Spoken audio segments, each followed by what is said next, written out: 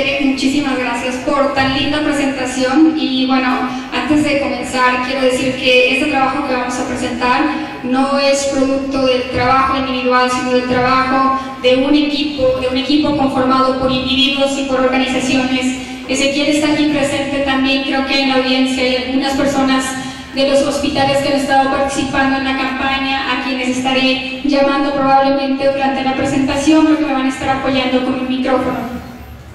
Y bueno, siempre es un reto suceder a personas tan exitosas y que además hablan de experiencias tan importantes. Y en este caso, por un lado me da mucho gusto sucederlos porque hablan de temas de los cuales yo también voy a hablar, que son mejora continua, que son la necesidad de crear valor y de crear valor alrededor de la atención centrada en la persona. También de la necesidad de medir procesos, de tener una estructura, de tener procesos y de buscar que esos procesos se traduzcan en resultados tangibles. De la necesidad de usar métodos, de la necesidad de usar herramientas, de la necesidad de monitorear. Pero también hablaron muchísimo de la necesidad de involucrar a los líderes organizacionales, que ha sido un factor clave para el éxito de la campaña. Mis compañeros también hablaron de la necesidad de crear una cultura de cambio y de fomentarla a todos los niveles, de buscar que realmente estas intervenciones involucren a todo el equipo, puesto que mejorar la calidad y la seguridad del paciente es tarea de todos. Y bueno, antes de comenzar también agradezco a la OES por abrirnos este espacio por cuarto año consecutivo. En el primer foro latinoamericano que se llevó a cabo en Cartagena fue donde hace 3 años, en julio de 2012, anunciamos el lanzamiento de esta campaña que en ese entonces no era más que un sueño y que hoy estoy muy feliz de compartirles que es un sueño que hemos hecho posible. Entonces, como ustedes saben, esta es la campaña que yo voy a presentar, es una campaña que hemos denominado Adiós Bacteriemias, y les estaremos hablando de la experiencia que hemos tenido en estos últimos 3 años.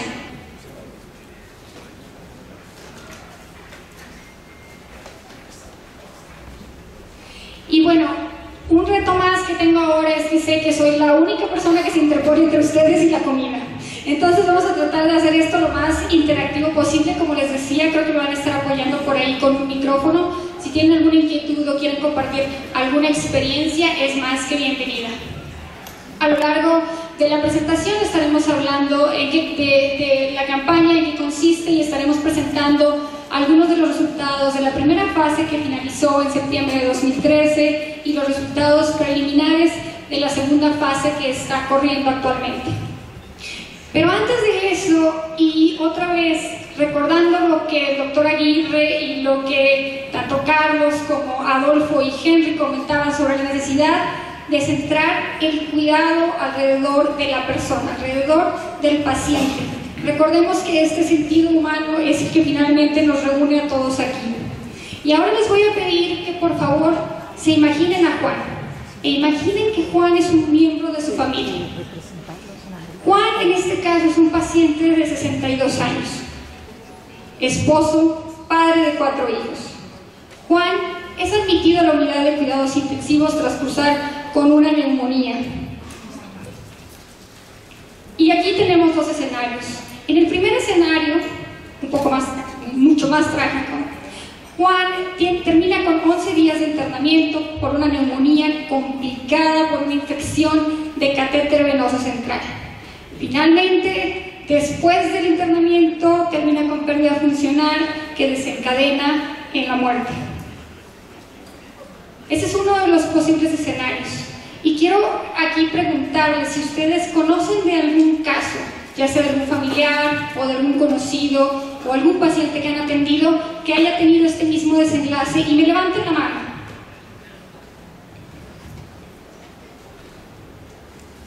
Veo más o menos un 50% de manos levantadas. Entonces es un problema bastante común y el cual seguramente tenemos muy cerca. Pero ese no es el escenario con el que nos tendríamos que conformar, porque ese no es el único escenario posible. En este otro escenario tenemos al mismo paciente con 4 días de internamiento que, después de utilizar una serie de medidas, una serie de protocolos, muestra una mejora marcada, sin complicaciones, finalmente mejora de su neumonía y vuelve a casa con su familia y sana. Este es el escenario que todos buscamos. Este es el escenario centrado alrededor de Juan en este caso, alrededor de la persona, alrededor del esposo y alrededor del padre. Ahora bien, teniendo esto como máxima, nosotros somos un grupo de individuos, como comenté al inicio, pero también de organizaciones que creemos que mejorar la calidad es posible.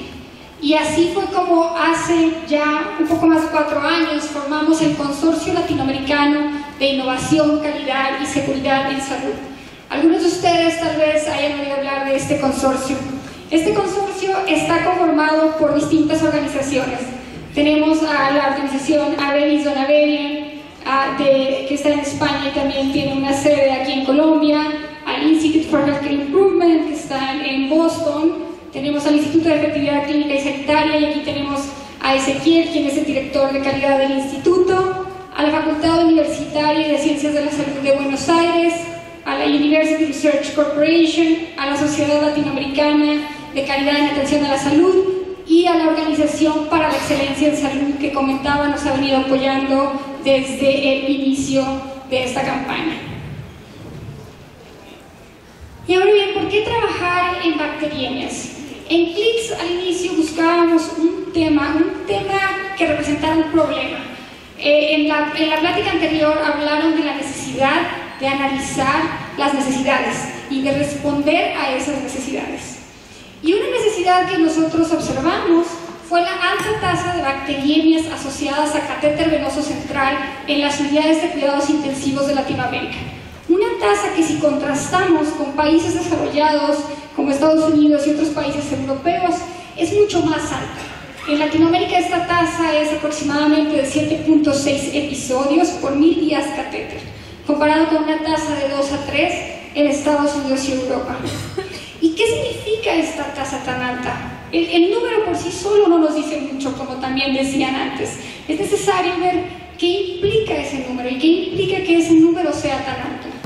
Vemos aquí que el costo asociado es de entre $10,000 y $26,000 americanos.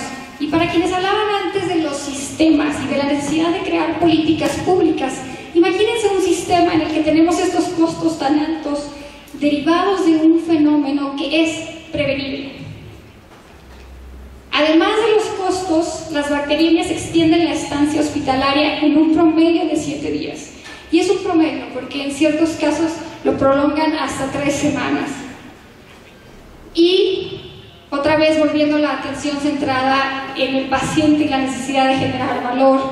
En Latinoamérica las bacteriemias están asociadas a un 25% de mortalidad. Vidas perdidas que son potencialmente prevenibles. Ahora bien, este tema además ha sido ya ha generado diferentes intervenciones que han probado ser efectivas en distintos escenarios y en distintas partes del mundo. Se han desarrollado diferentes estudios de investigación liderados por el Dr. Pronovost, que en un inicio se impulsó esta campaña en Michigan, en las unidades de cuidados intensivos de Michigan, probando que a través de la implementación de paquetes de medidas, de procesos estandarizados, era posible mejorar, era posible reducir esas bacteriemias. Y ellos lo hicieron posible en el estado. Y fue así como otros centros y otros hospitales empezaron a adoptar estos procesos y a demostrar que replicando estas buenas prácticas de las cuales también hablaban mis compañeros, era posible mejorar. Ahora bien, estos datos les parecerán un poco más ajenos. Hay quienes dicen, bueno, eso funciona en ambientes más controlados, en países desarrollados porque hay más dinero. Y es verdad, pero también funciona en nuestro contexto. Y hay diferentes estudios de investigación que han probado, sobre todo estudios que se han realizado en Colombia, México, Argentina, Brasil, y que han demostrado que a través de la implementación de estas intervenciones es posible reducir las bacteriemias asociadas a catéter venoso central y por lo tanto los días de estancia hospitalaria, los costos asociados y la mortalidad. Nosotros no estamos trabajando en un proyecto de investigación como tal. Decidimos lanzar una campaña con el espíritu, con la idea de generar un momento, de demostrar que mejorar la calidad y la seguridad del paciente en nuestro contexto, adoptando intervenciones basadas en la evidencia que han sido desarrolladas y probadas en otros lados, es posible. Y es así como, además, basándonos en diferentes campañas de mejora de la calidad que se han implementado en distintas partes del mundo, decidimos lanzar no solo el consorcio, sino utilizar esta campaña Adiós Bacteriemias como el eje central del consorcio para crear ese momentum, para generar un proyecto demostrativo, un proyecto que produjera resultados tangibles, que fueran resultado de esos procesos y de esas estructuras. Y es así como nuevamente lanzamos en 2012 esta primera fase de la campaña. Y les platico brevemente por qué Adiós Bacteriemias. En 2011 y parte del 2012 lanzamos una iniciativa con la idea de juntar 1000 manos y pedimos a gente en Latinoamérica de diferentes hospitales que nos enviaran la foto de su mano, que nos la enviaran por correo, que la subieran a la página web, que la pusieran en Facebook, y juntamos más de 1000 manos. Y esto fue para demostrar que realmente nos podemos unir. Lo que simboliza una mano simboliza compañerismo, simboliza unión, ¿sí? Pero también simboliza, en el ámbito al menos de la seguridad del paciente, la importancia, por ejemplo, de intervenciones centradas en el lavado de manos.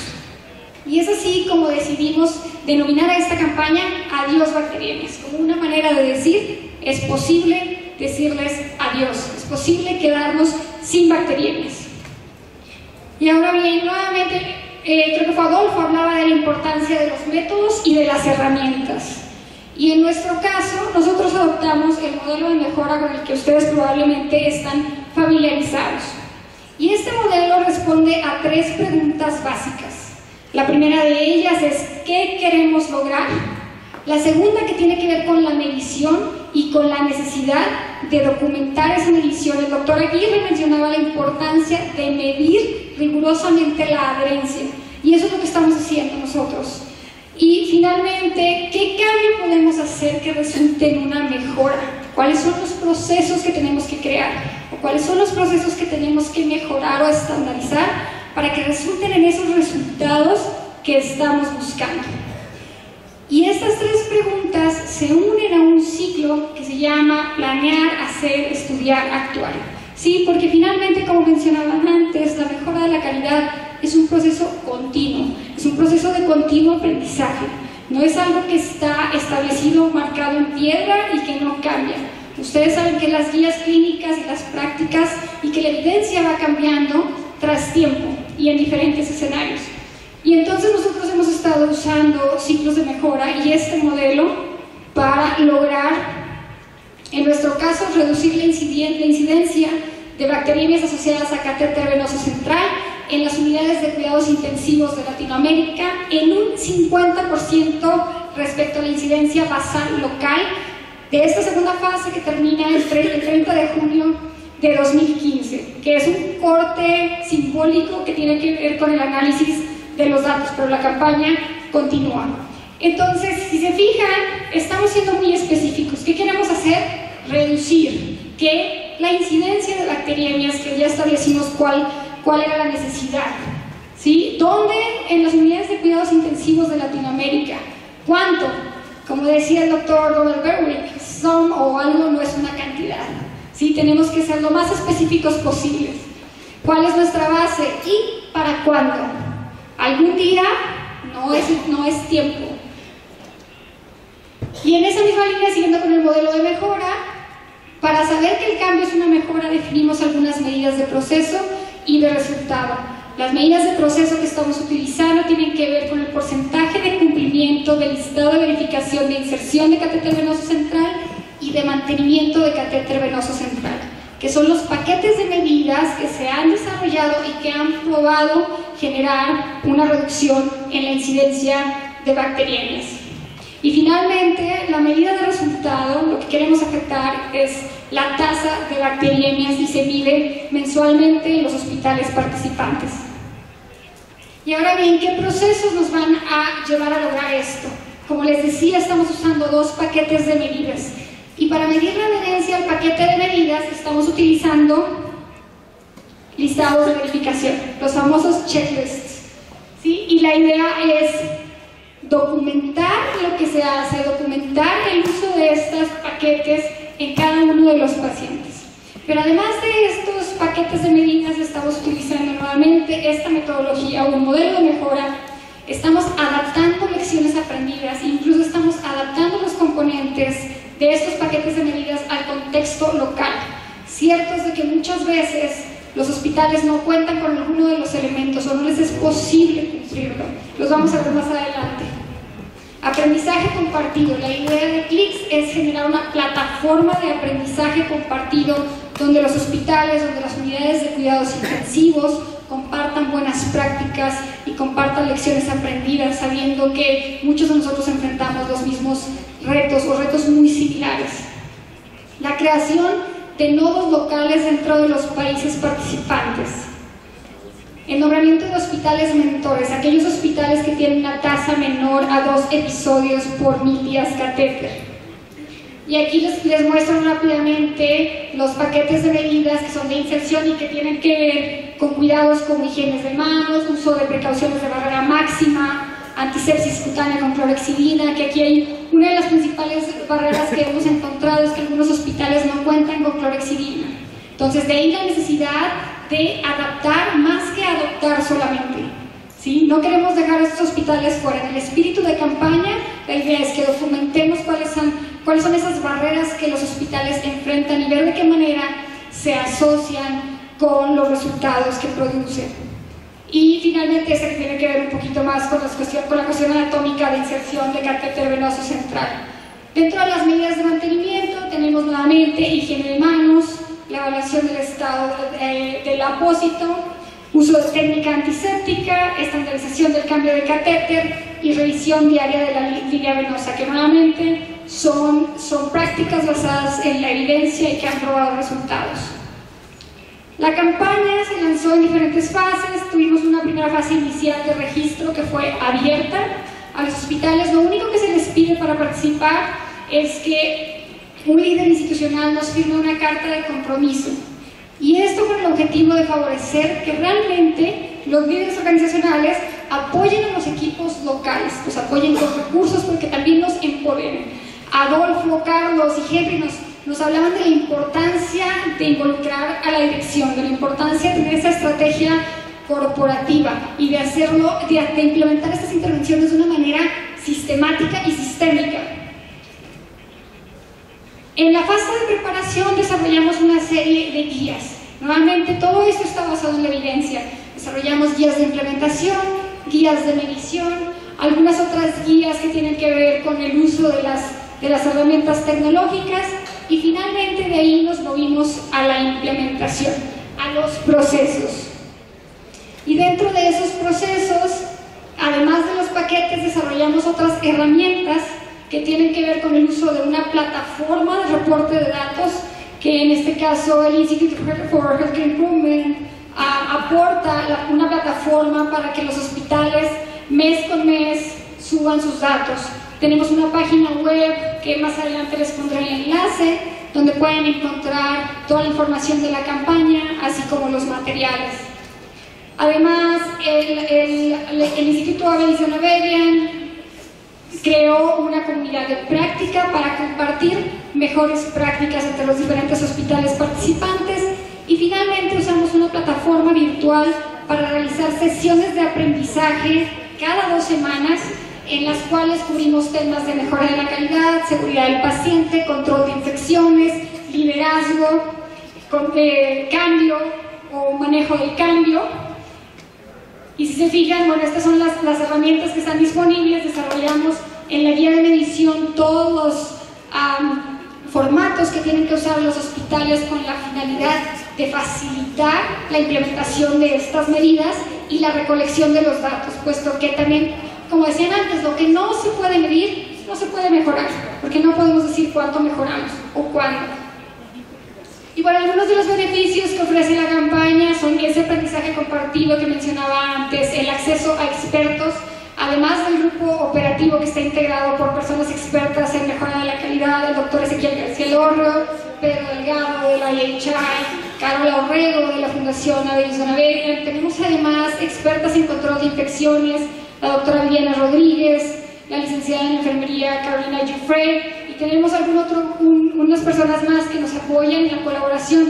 Y aquí hago el reconocimiento a todo este equipo y mención de algo que no comenté antes, y es que esta campaña no tiene fondos detrás. Esta campaña se mueve con las voluntades de los miembros del grupo operativo y de las organizaciones participantes y de los hospitales, los equipos locales que la han hecho posible. Acceso a la evidencia más actual disponible, nodos locales nuevamente, hospitales mentores, y otorgamos también un certificado de participación a los hospitales que han venido participando en las diferentes fases. Y ahora bien, ¿en qué se traduce todo esto? Ya hablamos de la necesidad de tener métodos, de tener procesos. ¿Y cómo vamos a demostrar o cómo vamos a saber si esos procesos generaron resultados?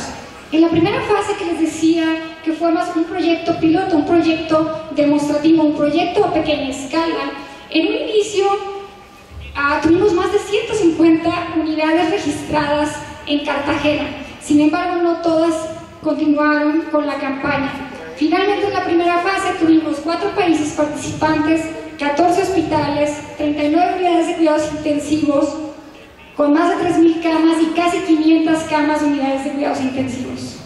Y durante esa primera fase logramos un aumento en el promedio de implementación del listado de verificación de inserción de casi un 20% y un aumento en la mediana de casi un 40%.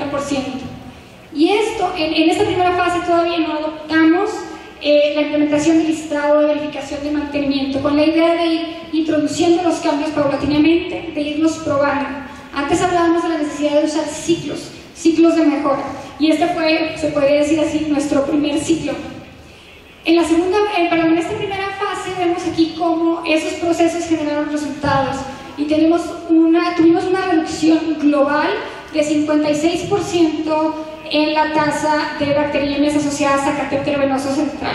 En el análisis desagregado vimos variabilidad entre los diferentes tipos de unidades, pero en general, en todos los tipos de unidades logramos la meta, a excepción de algunas unidades como las unidades de quemados, las unidades quirúrgicas, que representan un mayor grado de complejidad. Y bueno, me voy a detener ahí tantito porque veo algunas caras cansadas, para preguntarles cuáles creen ustedes que son las barreras o los retos en la implementación de este tipo de iniciativas en Latinoamérica. Si alguien quiere participar, levántame la manita, y creo que por ahí va a pasar un micrófono. Allá está el micrófono atrás. Aquí hay alguien. Si nos puedes decir nada más tu nombre, de dónde vienes. Gracias.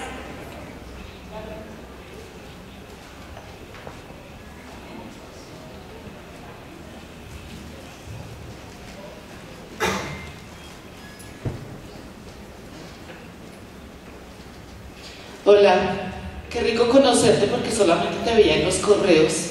Mi nombre es Estela Vanegas, soy de la Fundación Santa Fe y lidero todo el programa de prevención de infecciones, y pues estamos participando en el proyecto.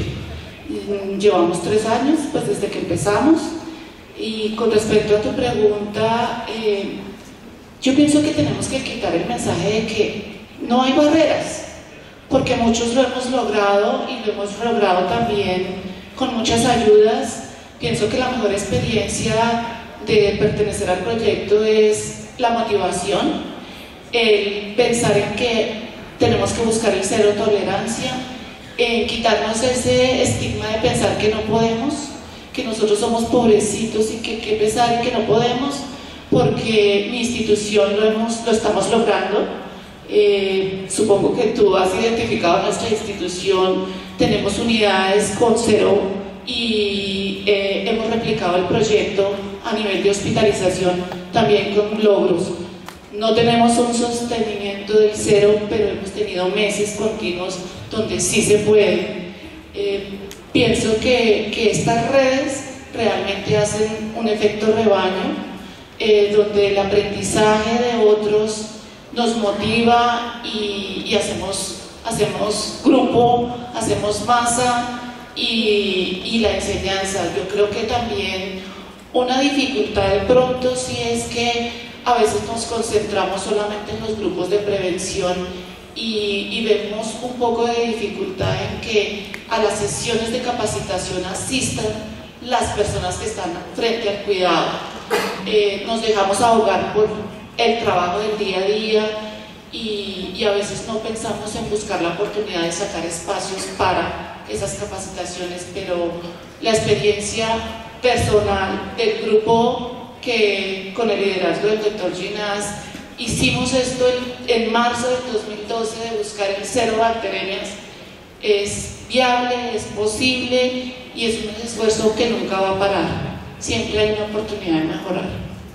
Muchísimas gracias, Estela. Así como mencionó, y con acá hay otra participación en lo que llega el micrófono de este lado, precisamente ese es el espíritu de la campaña, ¿sí? Mostrar que es posible, mostrar que esas barreras se pueden superar. Y se pueden superar implementando este tipo de estrategias, trabajando en equipo, trabajando de manera coordinada, implementando cambios organizacionales, cambios estructurales, cambios más sistemáticos, ¿sí? Entonces, muchísimas gracias, siempre es bueno ponerle una cara atrás del nombre. Y realmente creo que lo que comenta Estela evidencia la naturaleza de la campaña y algo que para nosotros es muy satisfactorio, y es el hecho de que entre nosotros no nos conocemos. No somos más que una voz detrás del micrófono durante las sesiones de aprendizaje o detrás de los correos electrónicos. Y aún así, a pesar de... porque alguna de las barreras que normalmente se dice es que, bueno, las reuniones presenciales, no hay recursos, necesitamos que vengan, pues lo hemos hecho y lo hemos hecho virtualmente. Llevamos ya 3 años y con resultados muy prometedores. Muchísimas gracias, Estela. Buenas tardes, mi nombre es Nancy Carlos Ama, soy enfermera, vengo de Pasto, del Hospital Universitario Departamental de Nariño. Mi compañera que casi siempre está interactuando es Rocío Ortega, la jefe de epidemiología. Yo trabajo en la UCI adulto del hospital y realmente las barreras son una verdad, como dijo la jefe. Yo siempre he dicho que la verdad duele más que la mentira y para ello he encontrado unas barreras. Los médicos son resistentes al cambio, ¿sí? El personal, el equipo de algún servicio puede ser resistente al cambio. Si en UCI queremos manejar una mejora, es posible que otro servicio se niegue a aceptar que nosotros presionamos para que eso mejore. El ego también lo encontré en alguna oportunidad cuando ya ingresamos al programa y empezamos a hacer nuestras listas de verificación, aplicar al médico y observarlo, y la enfermera jefe observando al especialista que lo haga correctamente, es una barrera, porque el médico va a decir, ¿y qué está haciendo ella? Entonces tocaba hacer algo, una estrategia, un cambio cultural para que él comprenda que no lo estoy evaluando para mal, sino para bien de los pacientes. Entonces hubo un médico hospitalario o general que le tocaba hacer el procedimiento de instalación de catéter y me dijo, pero ¿para qué diligencias esas listas si nuestro indicador es bueno?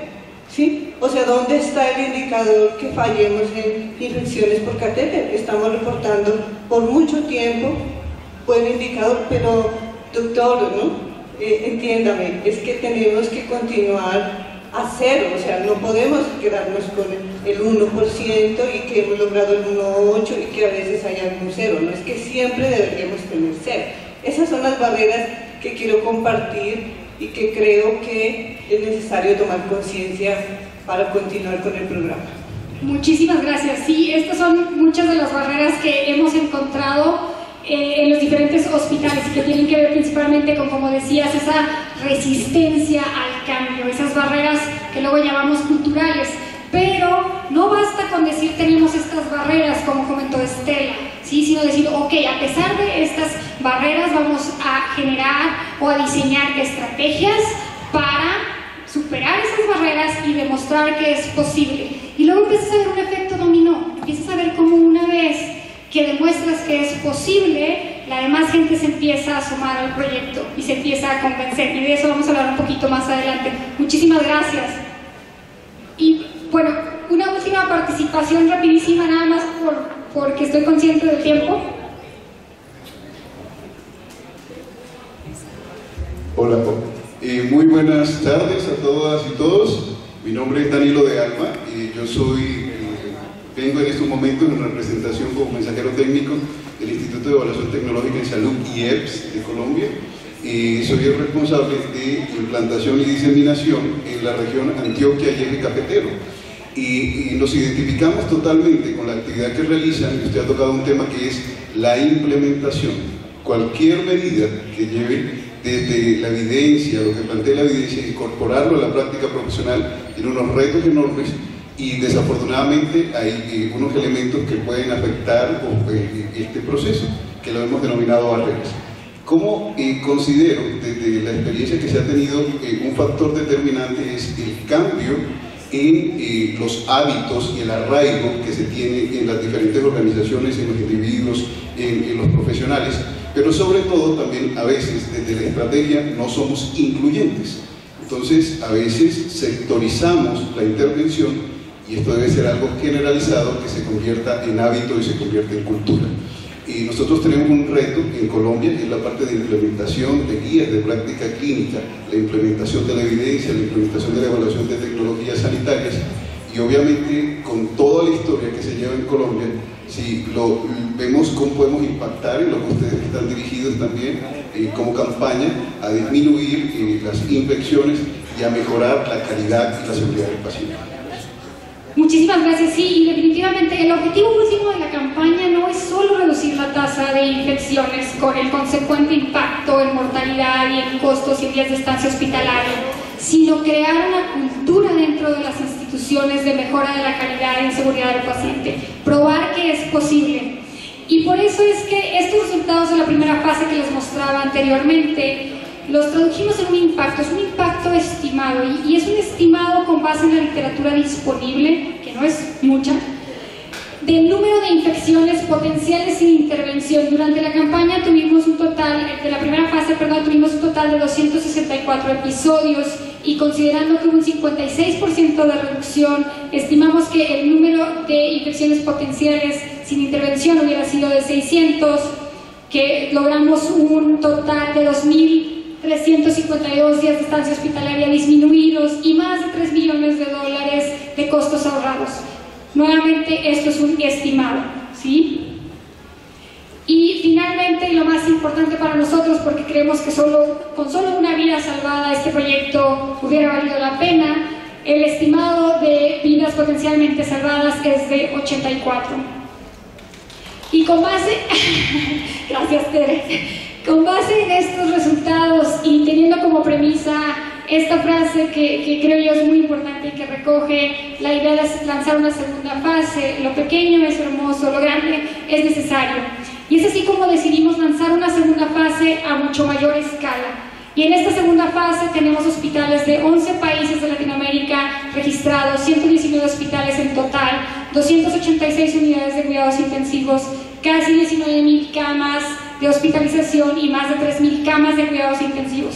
Y aquí menciono que no todos estos están reportando y participando activamente. Y es un fenómeno que siempre vemos, ¿no? A todos nos ofrecen algo y decimos sí, sí, sí, pero a la hora de la implementación es donde aparecen las barreras. De los que están participando quedan solo hospitales de 7 países, son 40 hospitales en total, que suman un total de 101 unidades de cuidados intensivos. Aquí en la distribución por país vemos como Colombia es uno de los países que están participando más activamente, con una cuarta parte de los hospitales participantes. Son 10 hospitales, casi 30 unidades de cuidados intensivos con excelentes resultados. Y debo mencionar que algunos de estos hospitales vienen participando desde la primera fase. Aquí ya escuchamos algunas evidencias de algunos de estos hospitales. Muchísimas gracias por compartirlas. Y como les decía, durante esta segunda fase hemos estado implementando estas mismas sesiones de aprendizaje. Llevamos 24 sesiones de aprendizaje sobre mejorar la calidad, seguridad del paciente, resistencia al cambio, cultura organizacional, entre otros temas. Hemos realizado talleres de medición, talleres de vigilancia epidemiológica, iniciamos con la iniciativa de tener reuniones de nodo, de manera que tengamos esos encuentros presenciales para favorecer ese compartimiento de experiencias, ese intercambio de experiencias. Aquí hay algunas fotos de esos intercambios. Y aquí quiero mencionar que dentro de las unidades participantes hay mucha variabilidad y tenemos unidades mixtas, tenemos unidades de adultos, tenemos unidades neonatales, tenemos unidades de quemados, tenemos unidades quirúrgicas. ¿Y por qué es importante entender cómo está la distribución? Porque algunas de estas unidades, algunos de estos pacientes representan un grado de complejidad mucho mayor, que a la hora de analizar los datos es importante tener en cuenta. Y aquí les muestro algunos de los resultados que vale la pena mencionar que son preliminares. Hay algunas unidades de cuidados intensivos y ustedes que trabajan en hospitales sabrán que toma tiempo reportar y actualizar los datos, sobre todo por esa falta de recursos que hay muchas veces localmente para asignarle el rol a una persona en específico.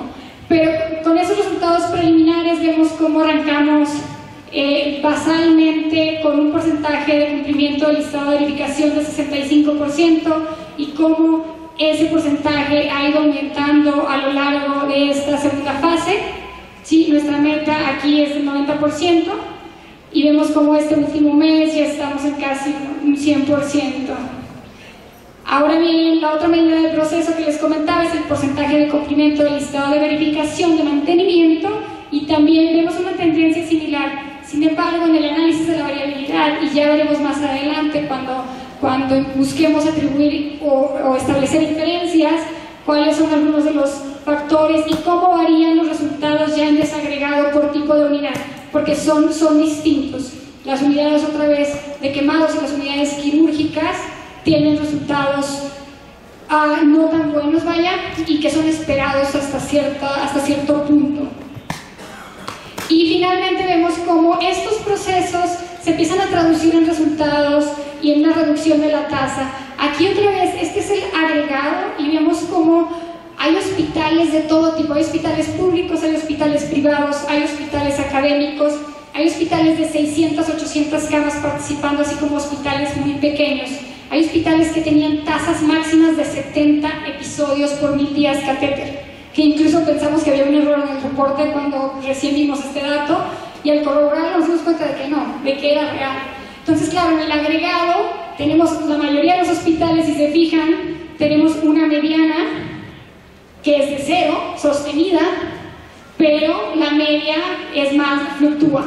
Aquí en esta gráfica, por la razón que la incluí es para mostrarles precisamente cómo teníamos unas máximas de 70, en ciertos meses máximas de 40 y cómo ha ido disminuyendo, ¿sí? Muchas veces en unidades, como decían, que ya tienen tasas muy bajas, es un poco tal vez más difícil de mejorar, pero por supuesto que se puede.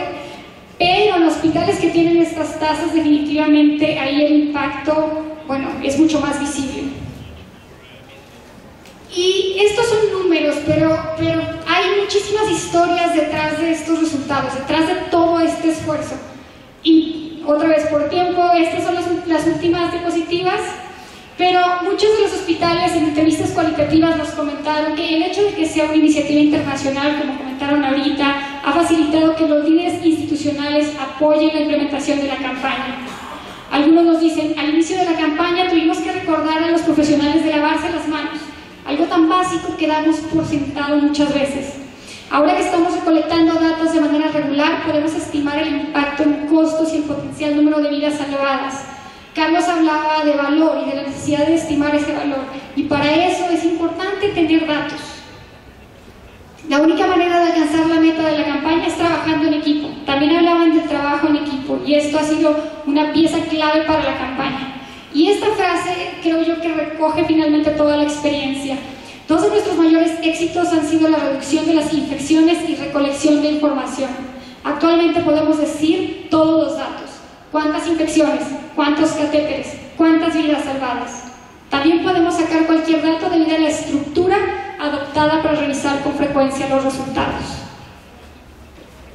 Y aquí no me resta más que darle mi agradecimiento a los verdaderos protagonistas, que son aquellas personas que han estado trabajando en cada una de las unidades de cuidados intensivos, que han enfrentado esas barreras, que han generado diferentes estrategias, para superarlas y que se han mantenido ahí y que cada vez van logrando muchos más avances.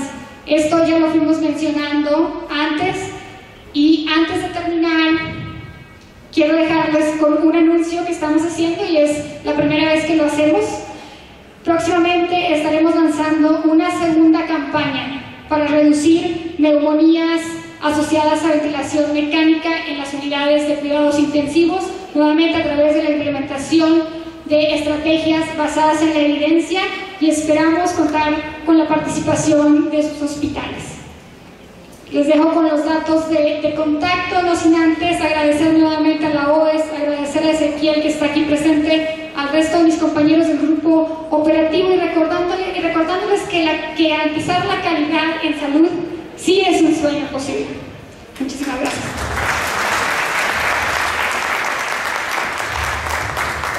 ¿Qué tal? Simplemente un comentario final para complementarlo de Jafet. Hicimos 2 omisiones involuntarias. CLICS está hoy integrado también por la Sociedad Chilena de Calidad, que está representada en esta reunión por su presidente, el doctor Hugo Guajardo Guzmán, y también por la Sociedad Peruana de Calidad, lo que habla de un interés regional que va creciendo, que va teniendo su momentum, y creemos que la campaña, que básicamente existe por sus participantes, es una de las formas en las cuales podemos colaborar. Esto se suma al interés también de ISCUA, que será comentado en esta organización, en este evento, de identificar nodos regionales de colaboración. Así que los invitamos a seguir participando, y nuevamente gracias a los hospitales participantes en esta actividad y a Jafet por su presentación. Y un último comercial, hoy si alguien quiere información o está interesado en la campaña, Ezequiel y yo estaremos por aquí el día de hoy, Viviana Rodríguez también estará por aquí, y bueno, yo estoy hasta el viernes. Hay un taller el viernes que es sobre medición para la mejora, pero que usaremos como ejemplo la campaña, y también hay otra plática de la doctora Soraya Salcedo sobre la experiencia de la Clínica Bautista en la implementación de la campaña. Muchísimas gracias por su atención.